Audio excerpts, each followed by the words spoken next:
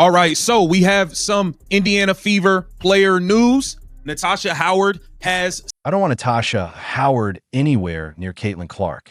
Let me be unequivocally clear in basketball terms. She was a disaster, a bad fit from day one for the Indiana Fever, especially with Clark on the horizon. This isn't about her as a person.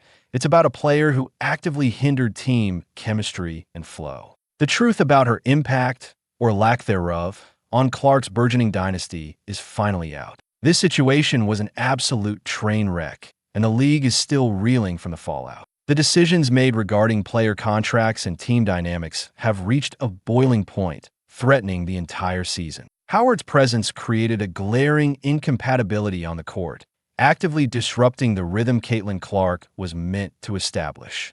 She wasn't just a poor fit, she actively undermined the team's potential, consistently trying to play a role far beyond her capabilities.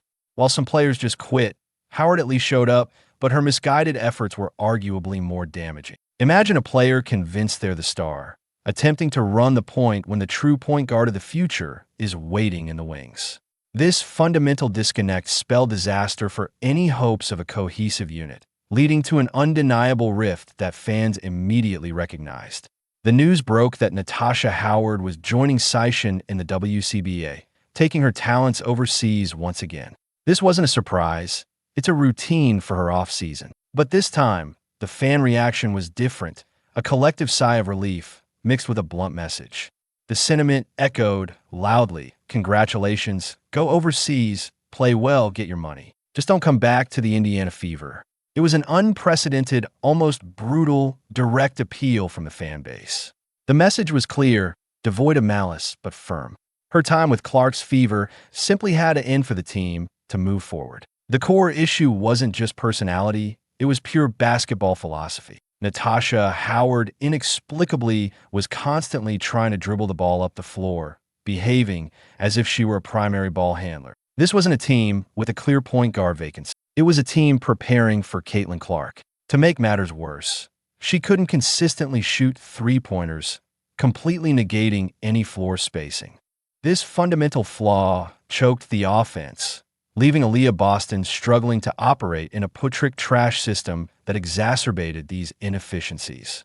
Her self-perception as an MVP candidate, while being a clear fifth option, was a red flag from the start. Her arrival was marked by an audacious, almost delusional declaration.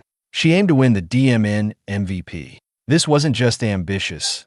It was a stark misreading of her role in the team's hierarchy. How could a player, realistically the fifth option on a rebuilding team, publicly declare such a personal goal without considering the team's actual needs? This statement alone was a sign, a flashing warning light that her individualistic approach would clash with the collective vision required for success, especially with a generational talent like Clark about to enter the picture. It was a signpost to the friction that inevitably ensued. Visually, her play was chaotic and counterproductive, dribbling up court, legs flying one way, dreads flying the other. It was a spectacle, but not one of efficient basketball.